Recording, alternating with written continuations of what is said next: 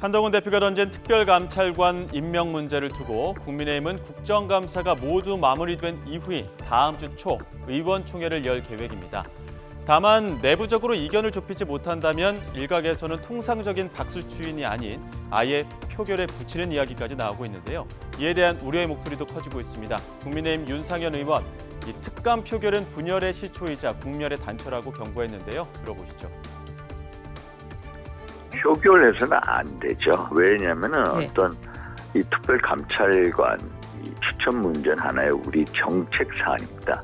정책 사안을 가지고 이 총에서 표결을 한 적이 거의 없어요. 만약에 표결을 하게 된다면은 서로 이 분열의 시초가 됩니다. 친한계다, 친윤계다. 그래서 표결은 결국은 공멸로 가는 단초를 제공하니까 안 된다는 게 제 입장이고요.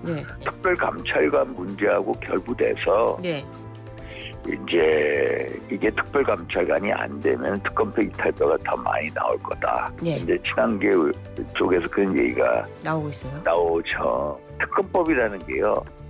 의원분들이 자세히 알게 되면은 마냥 그렇지만은 않거든. 특검법이라는 거는요. 어떤 법의 영역이 아니라 이 정치의 영역으로 전환이 돼버립니다. 아, 그렇죠. 지금 같은 상황에서 특검법으로 가게 되면은 그게 결국 분열이 되고 탄핵의 문을 여는 거거든요. 그래서 이 특검법이 됐을 때 정말로 끔찍한 시나리오에 대해서 의원분들이 제대로 알고 또 이걸 심사숙고하게 된다면 그런 것 때문에도 막 그렇게 이탈표가 나오고 그럴 것 같지는 않아요. 문제는 특별감찰관과 관련해 국민의힘이 당론을 정한다 해도 민주당이 이에 협조할 것인가일 텐데요. 민주당 이현주 의원은 이미 특별감찰관 문제는 너무 늦었다고 지적했습니다. 이제 감찰의 단계가 아니라 수사의 단계라며 특검이 먼저라고 주장했는데요. 들어보시죠. 근데 사실은 우리 당은 이제 정권 초기부터 이 특별감찰관 도입을 주장을 해왔습니다. 왜냐하면 김건희 여사 문제나 혹은 이제 김건희 여사를 둘러싼 그 처가의 문제가 굉장히 심각했기 때문인데요. 근데 이때까지 지금까지 사실 2년이 넘도록 이 여당에서는 아무런 미동이 없다가 이제 와서 사실 이거 도입한다고 난리를 치고 있는 거죠. 사실 그런데 이제 굉장히 안타깝지만 그래서 너무 늦었어요.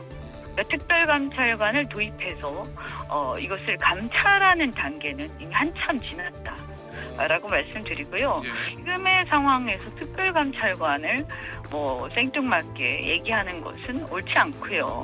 우선 먼저 특검 먼저 해결을 하는 게 맞습니다. 특별감찰관 문제는요. 그 수사 문제가 수사 관련된 문제들이 일단은 결론이 나고 나서 그래서 좀 어느 정도 정상화된 다음에 할 일이다 이렇게 봅니다. 그러니까 특감 먼저 특별감찰관 먼저 하지는 않겠다 이런 말씀이시군요. 그것은 논의의 대상이 지금 상황에서는 아니라고 봅니다.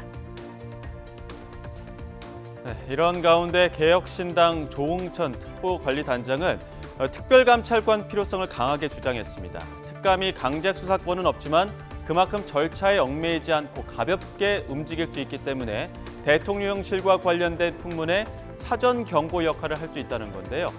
일종의 불나방을 쫓는 역할이라고 강조했습니다. 특별감찰관이 뭐 필요 있다 없다. 아니 저는 이건 필요합니다. 그렇지만 이걸로는 안 된다. 이것만으로는 안 된다는 게 제 생각이고요. 예를 들어 불순한 의도를 가진 것 같은 민간인이 자꾸 교류하고 따라붙고 뭘 제의하고 한다는 첩보가 있을 때는 그 민간인 찾아가지고 단념하게 하는 그런 역할 보고 있어 하는 거죠. 불나방을 쫓는 거. 그게 일단 예방작용이고 그다음에 이제 내부 단속은 공직기강으로 하는 거죠. 그렇지만은 특별감찰관의 가장 큰 효용점은 뭐냐면 이건 감찰입니다. 그래서 수사하듯이 형사소송법에 정해진 엄격한 절차를 지킬 필요가 없어요. 그렇죠. 그리고 그럴듯한 풍문만 있으면 시작을 하는 겁니다. 그러니까 굉장히 가볍죠, 몸이. 뭐 수사만큼 결정적이지는 않더라도 어쨌든 가볍게 볼 수 있습니다. 만약에 이 특감이 필요 없다고 하는 거는 뭐냐면은 검찰 말고 감사원이 따로 있잖아요.